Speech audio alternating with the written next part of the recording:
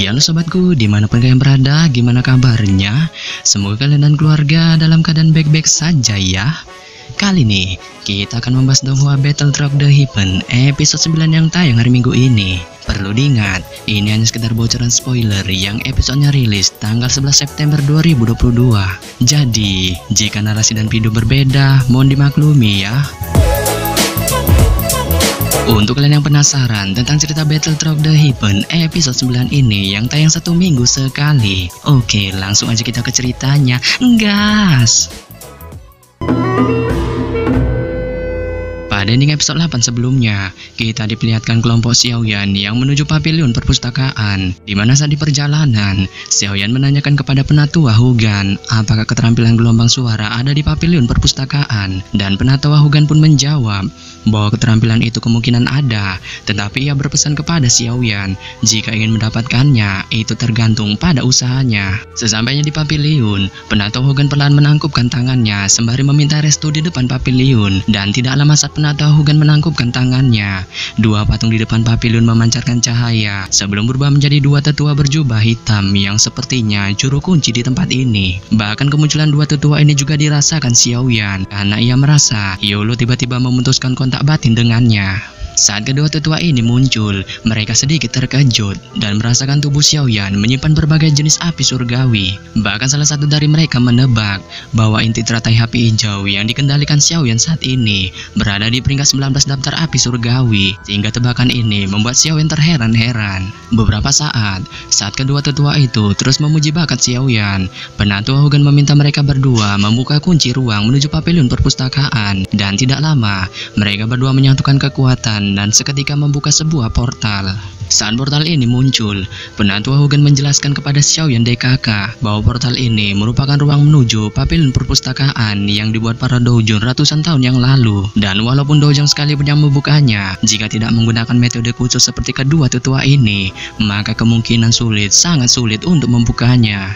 Setelah menjelaskan semua ini, penatua Hugan menyuruh kelompok Xiaoyan untuk masuk ke dalam portal, dan pada akhirnya perjalanan Xiaoyan di pavilion perpustakaan atau aula koleksi buku akhirnya dimulai. Nah, ini dia bocoran spoilernya. Setelah memasuki portal, Xiaoyan dan Sun Er berjalan di belakang kelompok sebelum memasuki terowongan hitam. Dan beberapa saat setelah mereka berjalan di terowongan hitam, cahaya berwarna kuning perlahan muncul di belakang mereka yang tampaknya akan mengejar mereka. Sontak hal ini membuat langkah kaki mereka tanpa sadar menjadi lebih cepat, dan setelah beberapa saat, mereka akhirnya melewati terowongan hitam itu, dan cahaya kuning melesat di atas kepala mereka sehingga menyebabkan mereka terheran-heran. Setelah melewati terowongan hitam, Hujia mengambil langkah maju saat dia tersenyum dan menghasut Sun Er untuk join bersama kelompoknya dan meninggalkan Xiaoyan. Ia juga memberitahu Sun Er jika ia bergabung bersamanya untuk memasuki akademi dalam, kemungkinan ia akan mendapatkan pelatihan baru dan terhindar dari penindasan maupun intimidasi sebagai siswa baru. Saat menghasut Sun Er, tatapan layas Hujia sekali lagi melihat Xiaoyan sebelum ia melompat ke arahnya, dan jelas dari tatapan layasnya ia masih menyimpan dendam di dalam hatinya terhadap serangan kejam yang dilakukan Xiaoyan padanya waktu itu. Beberapa saat, Baisan yang berdiri di samping Hujia juga tertawa ngakak saat ia juga ikut-ikutan menghasut Sun Er untuk pergi bersama. Bahkan ia juga berjanji kepada Sun Er akan terus menjaganya saat memasuki akademi dalam, karena ia tahu saat memasuki akademi dalam, ia memiliki daging saudara laki-laki yang sudah lama tinggal di akademi dalam yang kemungkinan akan menjaga mereka. Mendengar hasutan dari dua orang tulul ini yang hendak memisahkan dirinya dengan Sun Er, Xiaoyan hanya bisa tertawa santuy. Ia juga menghargai niat baik dari Baisan dan Hujia, tapi ia yakin bahkan tanpa bantuan kekuatan mereka dan hanya mengandalkan diri mereka berdua, mereka dapat mengatasinya sendiri. Melihat ini, sudut mulut Baisan sedikit berkedut saat mendengar kata-kata panas dari Xiaoyan. Keganasan juga tanpa sadar muncul di wajahnya saat ia tidak peduli lagi dengan Xiaoyan dan mengancam akan mengeluarkannya dari akademi dalam jika ia masuk. Mendengar kedua orang ini yang terus baku mulut, Hujia kemudian menghentikannya sebelum ia melihat penghalang energi di tempat ini dan merasakan energi ini menyuruh mereka untuk masuk. Sontak hal ini membuat Xiaoyan terheran-heran, tetapi ia bingung hendak melakukan apa. Sama seperti Xiaoyan dan teman-teman yang merasa bingung di ruangan besar ini, tiba-tiba ada sedikit suara angin kencang yang terdengar di ruangan ini. Meskipun suara itu sangat lembut, itu tidak diragukan lagi seperti gemuruh yang menggelegar. Dan segera, tatapan beberapa dari mereka segera mengikuti suara itu dan bergerak sebelum akhirnya mereka berhenti di penghalang energi yang ada di sisi kiri mereka. Beberapa saat, Sun Er menatap penghalang energi itu sebelum merasakan bahwa di tempat itu akan ada sesuatu yang muncul. Sontak Xiaoyan mendengar ini langsung terkejut badan. Ia juga tidak punya waktu untuk menjawab ketika hatinya tiba-tiba menegang. Dan sebelum ia bergerak, ia melihat sekelompok cahaya ungu tiba-tiba menembak keluar secara cepat dari dalam penghalang energi sebelum segera berubah menjadi sinar cahaya yang melesat ke arah mereka berlima. Saat mereka melihat cahaya ungu yang melesat, Bai Su yang tidak tahu menahu secara detail tentang cahaya ini segera menghindar. Bahkan tubuh Xiaoyan pontang-panting menghindar dari cahaya ini saat ia menarik diri ke belakang sembari meneriaki Sun Er yang tetap berdiri di tempatnya dan bahkan tidak bergerak sedikit pun untuk menghindar. Teriakan Xiaoyan baru saja terdengar saat cahaya ungu tiba-tiba meningkatkan kecepatannya dan menembak dengan ganas ke arah Sun Er. Namun demikian, Sun Er tetap santai dan menatap tajam pada cahaya ungu ini sebelum mengulurkan tangannya di depan wajah panik Xiaoyan saat ia benar-benar langsung meraih cahaya ungu itu. Setelah Sun Er meraih cahaya ungu itu perlahan menghilang dan gulungan ungu yang dibungkus oleh lapisan energi muncul di tangannya. Saat ia memegang gulungan ungu ini, tangan sedikit memeriksa dan benar-benar melewati lapisan energi di gulungan itu tanpa halangan apapun. Ia menatap kata-kata yang bertuliskan metode Qi tingkat tinggi kelas Suan di permukaan gulungan itu dan mau tidak mau membaca bahwa gulungan ini merupakan metode Qi, teknik petir ungu meledak. Sontak Xiaoyan dan Bai Su yang mendengar metode Qi yang disebutkan Sun Er langsung terkejut dan segera mereka tiba-tiba mengerti bahwa energi-energi yang muncul dari penghalang energi itu sebenarnya adalah berbagai jenis metode maupun benda-benda langka. Pada saat Xiaoyan dan kakak tiba-tiba mengerti, sekelompok besar suara angin kencang terdengar sekali lagi dan dengan cepat satu demi satu kelompok energi yang memiliki bentuk dan warna berbeda dimuntahkan oleh penghalang energi dari segala arah sebelum meluncur tanpa henti melalui ruangan besar.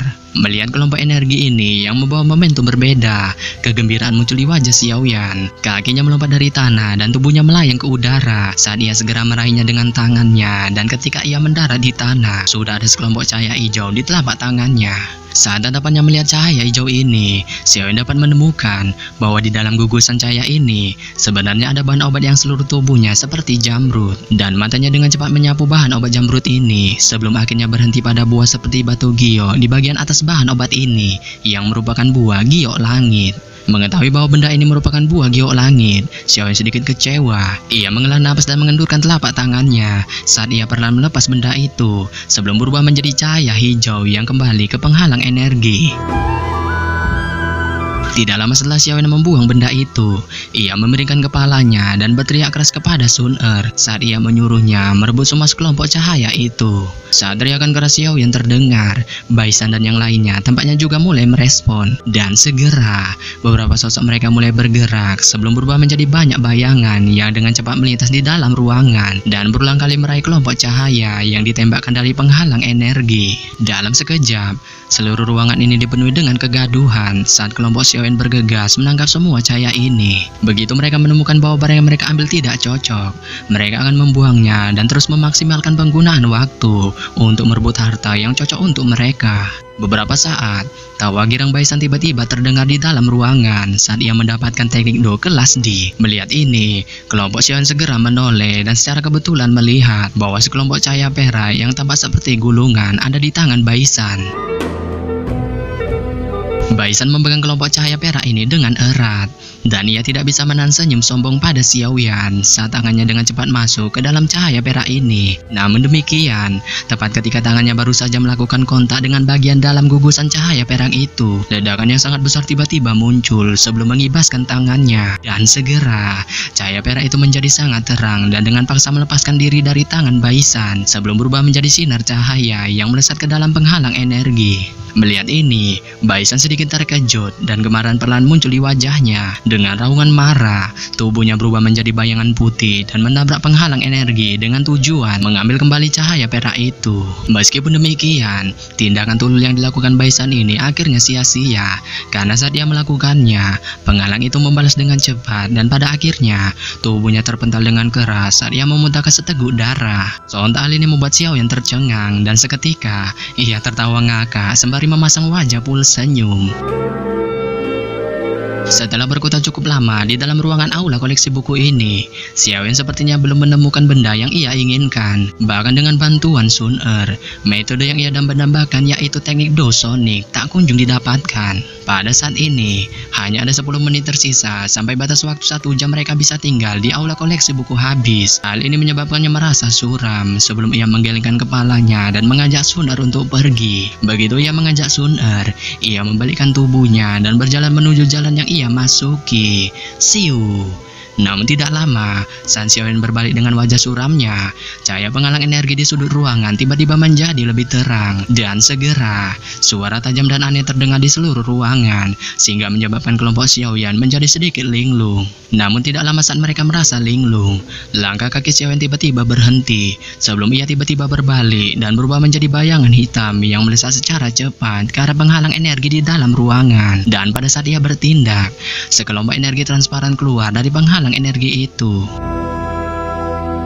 Di bawah pengamatan kelompok Hujia di ruangan ini, Xiaoyan melepaskan kecepatan OP-nya dan muncul di depan gugusan energi transparan itu. Saat tangannya meraih gugusan energi itu dengan cara seperti kilat. Begitu ia mendapatkan gugusan energi transparan itu berubah menjadi sebuah gulungan kristal. Dan pada saat ia membukanya, ia menemukan bahwa kata-kata di dalam gulungan itu merupakan teknik dosonic kelas tinggi yang ia cari saat ini, yaitu auman penghancur emas singa harimau.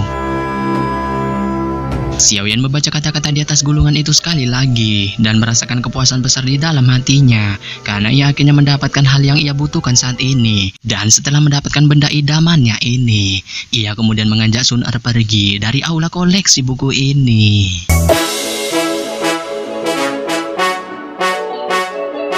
Yap.